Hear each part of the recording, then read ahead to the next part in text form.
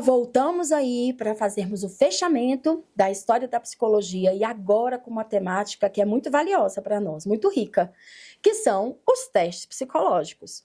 E aí eu já vou começar te provocando aí. O seu psiquiatra, ele pode aplicar testes psicológicos? Ele pode fazer uma avaliação psicológica do seu estado mental? Emitir um laudo para isso? Pensa um pouquinho aí.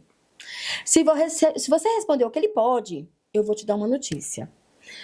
Estude mais as nossas diretrizes do Conselho de Psicologia, porque a aplicação de testes psicológicos é uma atividade privativa do psicólogo.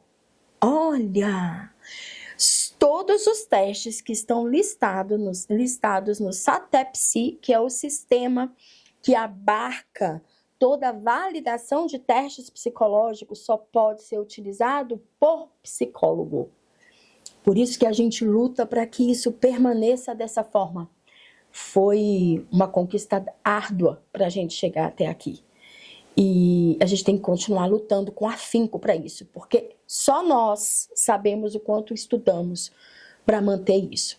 Então, hoje a gente vai olhar um pouquinho sobre essa exclusividade da psicologia que faz parte da ciência, da evolução da psicologia enquanto ciência, voltado para testes psicológicos. E aí eu vou te convidar a você acessar o site SATEPSI.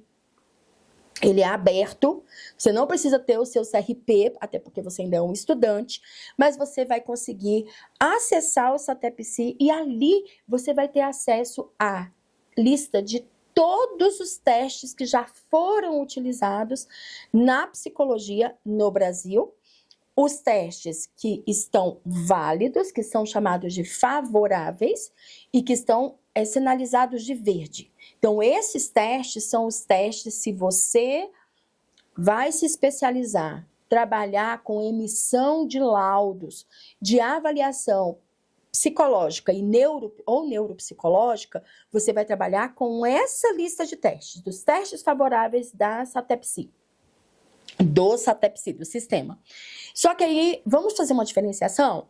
Qual que é a diferença entre a avaliação psicológica e a avaliação neuropsicológica? Será que tem diferença? Vamos lá. Tem. Na avaliação neuropsicológica, o psicólogo ou o neuropsicólogo, ele vai focar mais no funcionamento das funções executivas desse sujeito. Então, na avaliação psicológica, não é que o funcionamento dessas funções executivas não vai aparecer. Capacidade de memória, memória recente, memória de trabalho também chamada, memória remota, sistema inibitório, que é aquela capacidade do sujeito, né, lidar com os limites, estabelecer limites ali. E inúmeras outras. Não que na avaliação psicológica isso não vai aparecer. Vai, mas não com tanto detalhamento como numa avaliação neuropsicológica.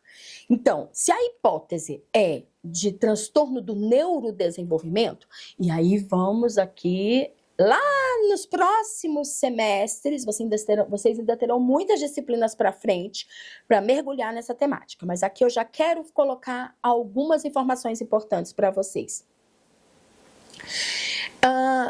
Se o comprometimento, se a hipótese é de transtorno do neurodesenvolvimento, então esse sujeito, essa criança, ela já nasceu com algumas funções comprometidas.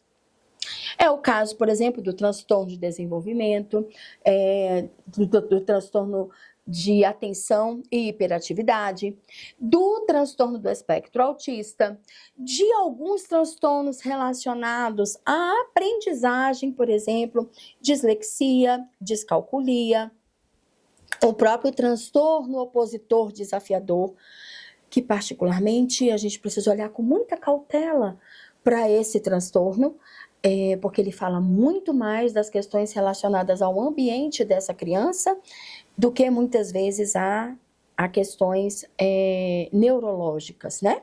Mas a gente precisa investigar. Então, é essa diferenciação.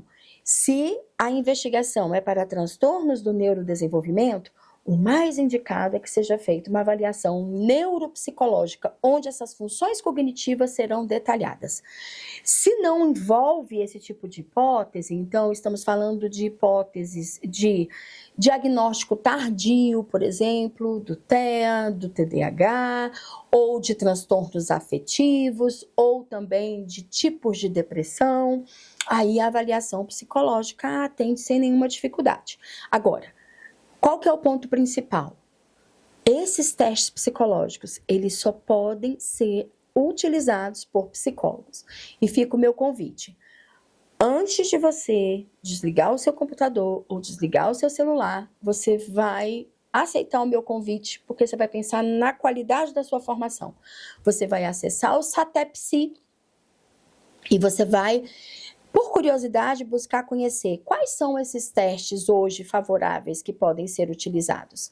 E vocês vão encontrar ali uma lista enorme com mais de 200 testes. Quais são os testes desfavoráveis e por que esses testes se tornaram desfavoráveis? E aí vocês vão compreender um pouquinho da resolução 31 do Conselho de Psicologia, que detalha a validação de testes, que de tempos em tempos todos esses testes têm que passar por uma revalidação. E se ele não consegue alcançar os parâmetros psicométricos, scores e todos os outros componentes desse teste, ele pode chegar a ser colocado na lista de não favorável. E aí entra mais uma informação importante. Não é porque só nós, psicólogos, podemos utilizar os testes que nós vamos nos apropriar isso de uma maneira irresponsável, de forma nenhuma.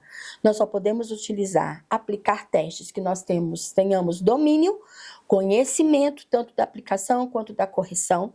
Nós só podemos utilizar testes que estejam na lista dos testes favoráveis, como bibliografia primordial dentro da aplicação de teste. Eu posso até utilizar um outro tipo de teste que não esteja dentro da lista dos favoráveis. Desde que, porque são testes que não foram validados ainda, que são testes utilizados, por exemplo, por psicopedagogos, por psiquiatras, por administradores de empresas também, sim.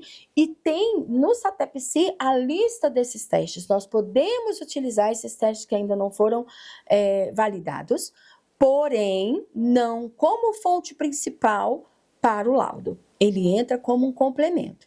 Lá, na resolução 31 do Conselho de Psicologia, vocês podem olhar, ler detalhadamente, que vocês vão poder compreender isso com mais clareza. E lembrando, quando vocês chegarem lá em outras disciplinas, psicopatologia, abordagem clínica psicopatológica e nos próprios estágios, vocês vão debruçar ainda mais dentro dessa temática.